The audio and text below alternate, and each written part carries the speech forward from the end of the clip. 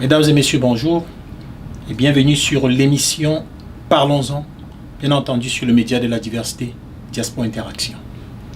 Aujourd'hui est un jour spécial pour Diaspora Interaction parce que pour la première fois, nous travaillons en partenariat avec la radio Trog Radio et nous remercions le président directeur de Trog Radio, M. Zémi Collins. Aujourd'hui aussi est une journée spéciale parce que nous recevons une jeune dame qui nous donne une leçon de vie à travers les épreuves qu'elle traverse. Il nous arrive très souvent d'être frappés par l'adversité, par les situations de la vie et encore pire, par une maladie non curative. Notre invité a fait cette expérience et elle vit cette expérience. Mais malgré tout, après un temps de repos, elle a décidé de prendre en main sa vie et de nous donner une leçon, de nous donner une façon de traverser avec beaucoup d'altruisme, de courage et bien sûr, sans oublier son côté généreux. Actuellement, écrivain, je l'appellerai écrivain parce que elle nous a offert un livre qui s'appelle Transformer et à travers ce livre, nous pouvons aussi traverser des situations sans beaucoup de difficultés. Nous recevons aujourd'hui Madame Annie Josiane Sessou, je me reprends, Madame Annie Josiane Sessou, qui va nous parler de sa situation, qui va nous parler de son expérience, qui va nous parler de la vie en général. Bonjour Annie. Bonjour Florent. Comment ça va? Ça va, merci. Ça va? Ça va. J'adore le sourire que tu arbores. Merci. Alors, en fait, Annie, tu sais, beaucoup de gens te connaissent et ne savent pas tout ce que tu traverses. Est-ce qu'on peut d'abord savoir comment Annie se retrouve dans la situation de maladie actuelle? Et qui est Annie aussi en passant? Merci déjà d'avoir accepté notre invitation, c'est très important.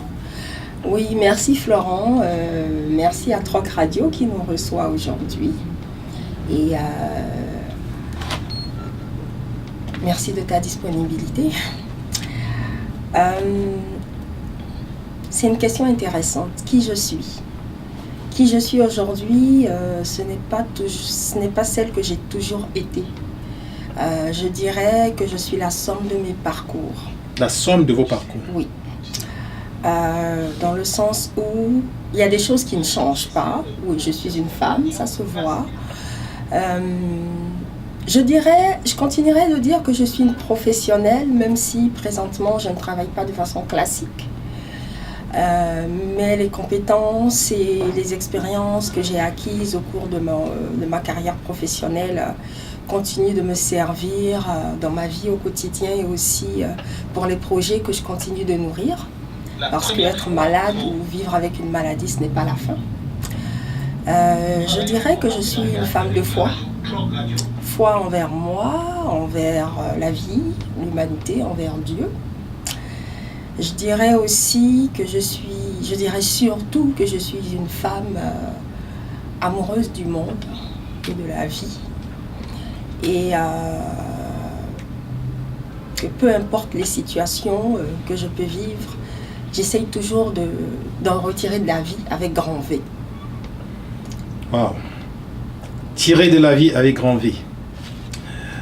Avec tout ce que vous venez de me dire, je comprends que vous êtes une femme très volontaire, très déterminée et une femme qui sait où elle va. Ça, c'est la petite analyse que je fais très rapidement de votre discours de vous-même.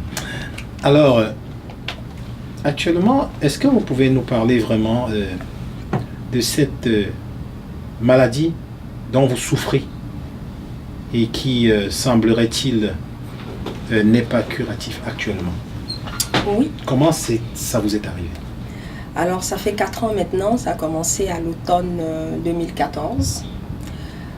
par le syndrome de Raynaud. Le syndrome de Raynaud, en fait, c'est un phénomène qui contracte les petits vaisseaux dans les extrémités, en l'occurrence les mains et les pieds. Et ça perturbe la circulation sanguine qui ne se rend pas jusqu'aux extrémités, d'où des engourdissements et des douleurs. Et dans des cas plus graves, des ulcères digitaux justement. Il faut savoir qu'il faut faire une différence entre le syndrome de Raynaud et la maladie de Raynaud. À peu près 4% de la population souffre du phénomène de Raynaud en général, sans que ce soit grave. Et dans ce cas-là, on parle de maladie de Raynaud.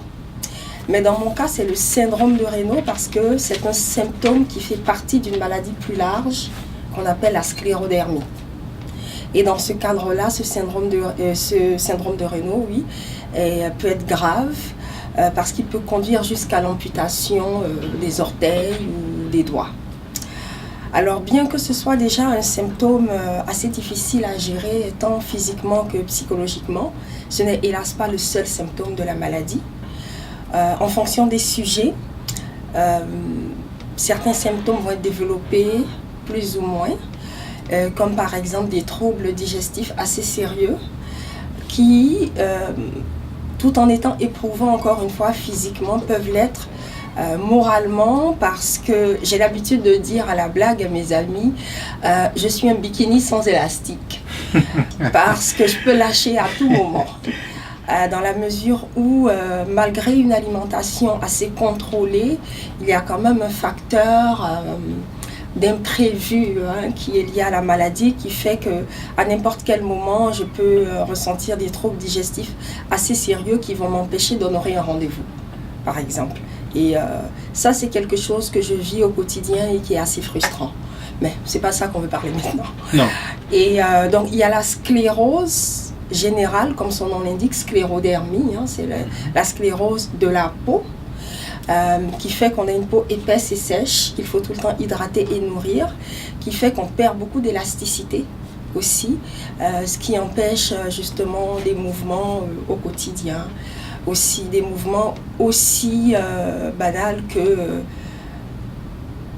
s'habiller, se laver, se chausser, ou même se gratter dans le dos, par exemple. Ça, ce sont les manifestations de cette maladie sclérodermie. Ce sont certaines des manifestations. Il y en a beaucoup plus. Il y en a beaucoup plus.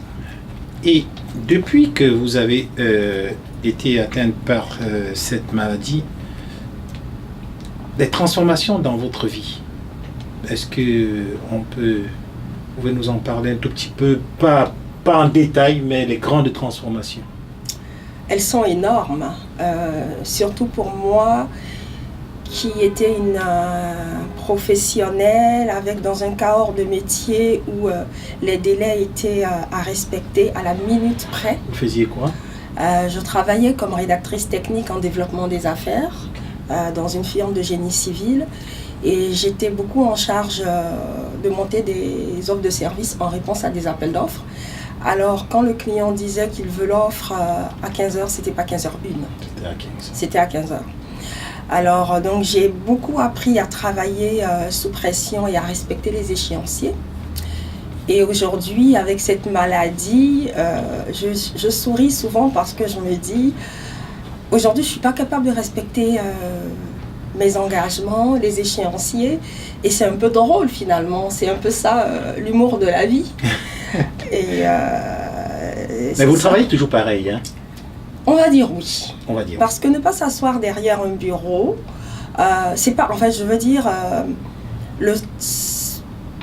ce n'est pas parce qu'on ne s'assoit pas derrière un bureau qu'on ne travaille pas. Vous avez mon livre en main. Oui, j'y viens tout à l'heure. Ça a été tout un travail. Je continue de travailler, puis on y reviendra probablement certainement. Dans la suite, oui. Ouais. Donc, ouais. Écoutez, tout en parcourant ces expériences à travers votre vie, j'ai l'impression de le vivre moi-même. Et sincèrement, c'est lourd. Mais on va continuer à parler. Nous aimerons, les web spectateurs et moi, savoir quand on fait face à un tel genre de maladie et qu'on est conscient qu'on est appelé à combattre très longtemps sans pour autant voir la lueur tout au loin. Où est-ce qu'on va chercher les forces pour continuer? Quelles sont les motivations pour continuer? Je dirais que ce sont les événements de tous les jours et des petits événements. Puis j'en ai un tout récent, tout frais. En venant ici, j'étais un peu inquiète quant à trouver du stationnement. Parce que c'est une rue qui est très achalandée, c'est en plein cœur de Montréal. Et le fait d'en trouver juste à côté du studio, c'est une lueur. Super. C'est une lueur. Alors c'est de ça que je me nourris, puis c'est ça qui me permet d'avancer, de continuer à prendre des engagements, de continuer à vivre, parce que je compte justement sur cette providence-là. Et ça me convainc dans le fait que ce n'est pas parce que je suis diminuée physiquement que je ne peux plus rien faire. Il faut que je fasse un pas de foi, il faut que j'accepte d'aller de l'avant, puis la vie se charge du reste. Et socialement? Socialement, je suis très bien entourée. Super. Ce qui fait que, comme vous le voyez, je vous l'avais dit au téléphone hier, c'est assez rare que je me déplace seule. J'ai toujours un accompagnateur ou une accompagnatrice. Et, que nous remercions d'ailleurs, il s'appelle aujourd'hui. C'est quelqu'un de très discret, nous on va taire son nom. Ce qui fait que ça me permet de continuer à vivre. Puis j'insiste vraiment là-dessus. Mon entourage, parfois, a l'impression de ne pas en faire assez. Mais d'ailleurs, s'il y a un message que je voudrais leur passer aujourd'hui, c'est ne vous inquiétez pas, vous en faites beaucoup. Parce que ce sont des choses qui sont peut-être petites pour vous, mais qui sont impossibles pour moi. Alors dans ce cas-là, pour moi c'est énorme. Et si je continue d'aller de l'avant, si il y en a qui en moi trouvent une source d'inspiration, c'est aussi grâce à mon entourage qui me soutient dans ma volonté d'aller de l'avant. Ok. Annie, Josiane, malgré la situation dans laquelle vous vous êtes trouvée, on aurait dit que ça a été comme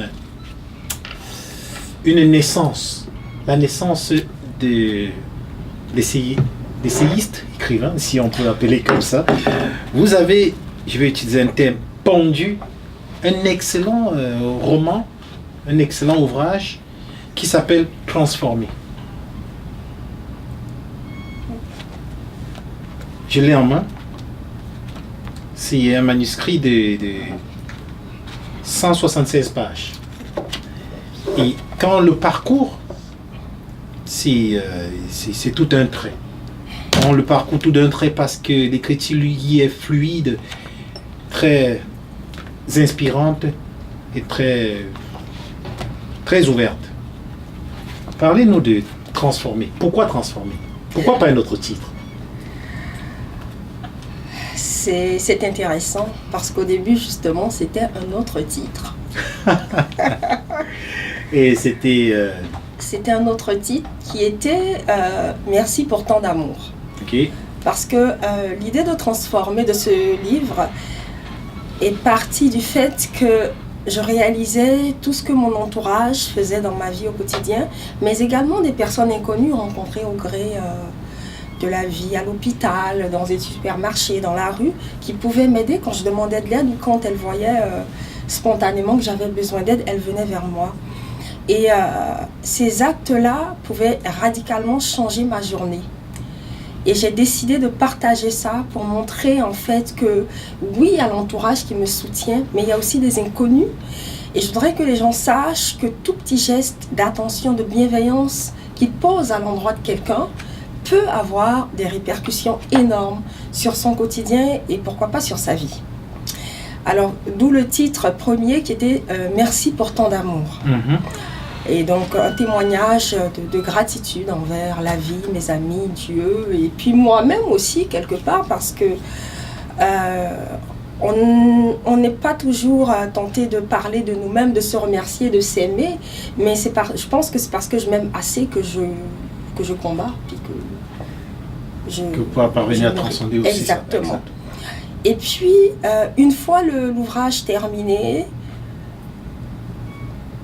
à force de relecture et de réception de commentaires de personnes avisées, on m'a fait comprendre que merci pour tant d'amour, c'était bien, mais ça ne représentait pas assez, c'était pas assez fort comme message.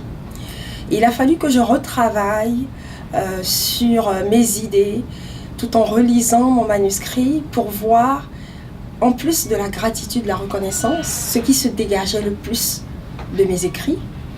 Et en fait, c'est la transformation qui se dégage. Une transformation autant corporelle que psychologique.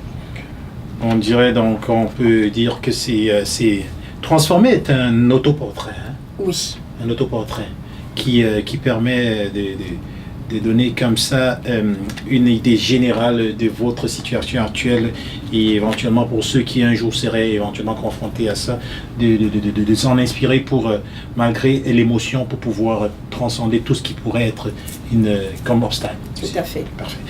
Bon, transformer. Vous avez cité Anne Baratin en disant « L'amitié n'est pas un soleil, c'est une jolie lune qui éclaire surtout le soir de la vie. » Oui. Cette citation est venue me chercher parce que j'ai parlé de mon entourage tout à l'heure, puis j'y reviens souvent. J'ai de très bons amis.